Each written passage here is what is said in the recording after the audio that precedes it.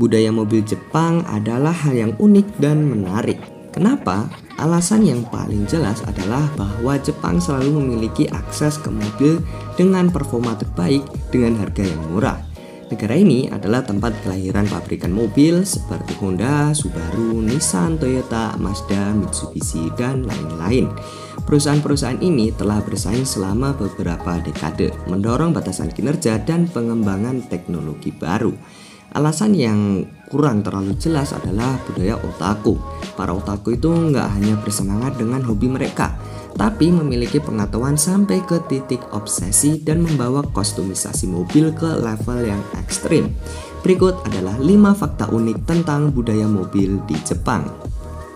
Yang pertama, drifting. Kunimitsu Takahashi adalah seorang pembalap sepeda motor asal Jepang yang dikenal sebagai orang pertama yang menggunakan teknik drifting. Para anak muda pembalap jalanan meniru gaya mengemudi dan latihannya di jalur Gunung Toge, Jepang. Salah satunya adalah Keiichi Tsuchiya. Keiichi Tsuchiya adalah pembalap mobil asal Jepang yang dikenal sebagai drifting atau raja ngepot. Keiichi Tsuchiya mempopulerkan teknik drifting ini di berbagai kejuaraan drift maupun non-drift. Selain itu, Keiichi Tsuchiya juga terkenal dengan balapan tauge atau melintasi gunung. Pada tahun 1999, Keiichi Tsuchiya pernah menjadi runner-up 24 Hours of Le Mans bersama Toyota Motorsport. Mobil yang menjadi ciri khas Keiichi Tsuchiya adalah Toyota AE86 Sprinter Trueno atau Hachiroku. Toyota AE86 milik Keiichi Tsuchiya menjadi inspirasi manga dan anime Initial D. Keiichi Tsuchiya turut menjadi konsultan penulis manga tersebut. Dia juga pernah menjadi koordinator stuntman dan stuntman dalam film The Fast and the Furious Tokyo Drift.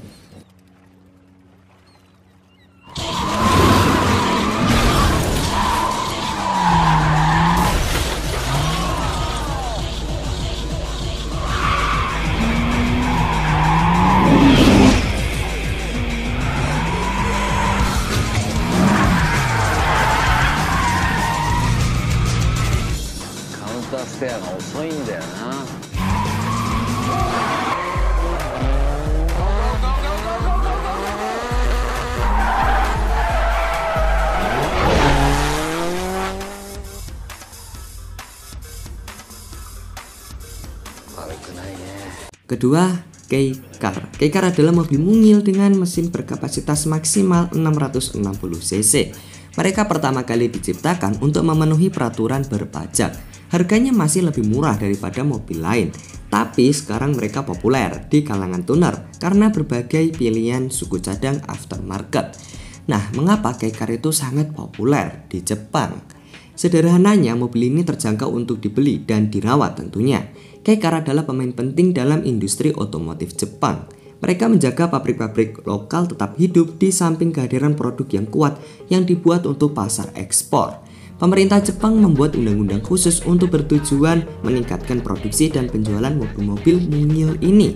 Tujuannya adalah untuk memanfaatkan ruang yang makin sempit di jalanan negara yang sudah padat ini.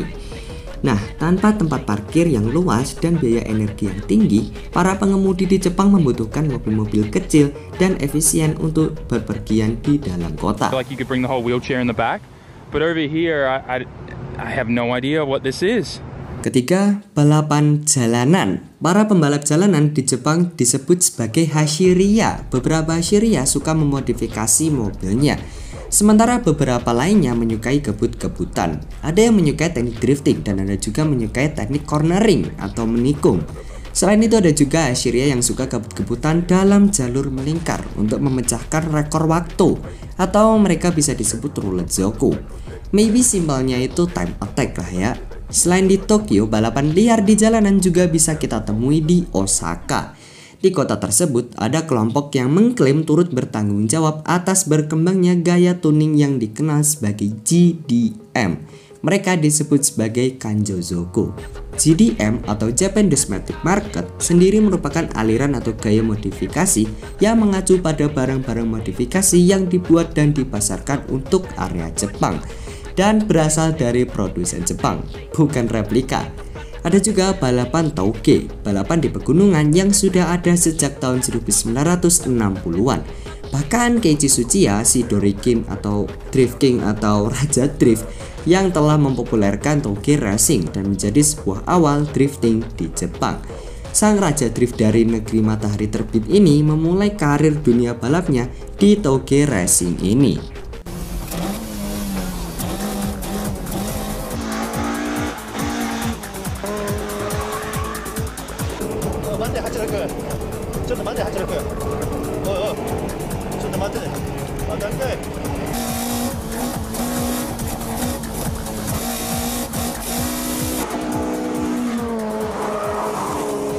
Keempat, Decotora Style.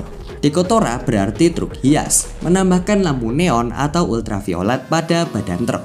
Bagian eksterior dan interior berwarna keemasan dan pekerjaan cat yang mewah. Decotora ada sekitar tahun 1970-an yang diawali oleh truk-truk pengangkut ikan di wilayah timur Jepang. Pada tahun 1975, dandanan truk unik ini semakin populer. Kala itu sebuah film Jepang berjudul Toraku Yaro atau Truck Guys dirilis. Film tersebut berkisah tentang seorang pengemudi dengan truknya berhiaskan berbagai aksesoris berkeliling Jepang. Awal modifikasi Decotora sangat biasa, antara lain menempelkan beberapa ornamen tambahan seperti lampu, perangkat aerodinamika, ataupun klakson angin berukuran besar. Bahannya didapat dari komponen bus ataupun limbah dari kendaraan militer Amerika yang dijual di sekitar Okinawa. Kelima, Bippu Style. Bippu Style atau VIP itu lahir di Osaka pada tahun 80-an. Mafia Jepang mulai mengendarai mobil sedan ya agar nggak terlalu mencurigakan dibandingkan sama menggunakan mobil mewah. Dan para pembalap liar mengikuti mereka untuk terhindar dari kejaran polisi. Di Indonesia sendiri, keberadaan aliran Bippu terus menjamur seiring banyaknya populasi mobil berukuran gede yang eksklusif dan nyaman dikendarai. Secara keseluruhan, Bippu Style mengadopsi hal yang sama dengan gaya VIP, seperti penggunaan velg selong dengan offset nongol dikawinkan dengan camber negatif, penggunaan body kit dan sistem suspensi udara untuk menghadirkan efek super ceper sebagai elemen utamanya. Karakteristik lain yang membuat Bippu Style disukai adalah warna cat bodi monokrom, utamanya adalah warna hitam kinclong. Ada pula varian warna lain yang juga sering diaplikasikan seperti putih atau silver. Namun secara keseluruhan, gaya modifikasi yang ditampilkan adalah super klimis dan memanjakan mata.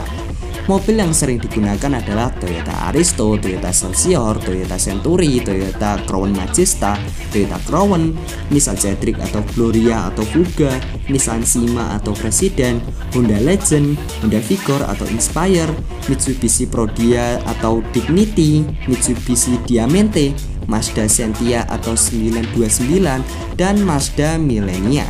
Terima kasih yang udah nonton, jangan lupa like, komen, dan subscribe sebanyak-banyaknya agar channel ini tambah berkembang. Terima kasih dan selamat bertemu di konten selanjutnya.